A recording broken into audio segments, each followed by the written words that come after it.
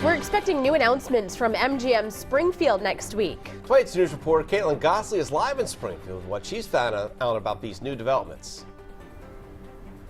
Good morning to you both. We're standing here in Springfield's south end, right in front of the MGM casino construction. And all week long, 22 News has been back and forth speaking with MGM representatives. And now we have the latest information on what's going on with this project.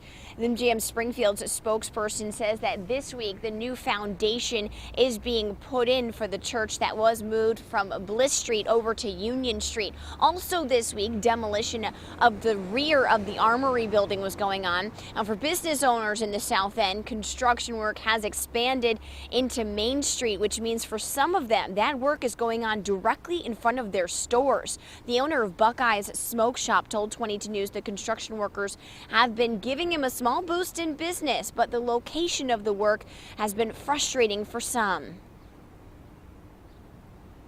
You know, parking is down here is really a valuable asset now. And I have my own lot, so I really don't have a problem, but there's some other places that, are, constantly looking for parking spots.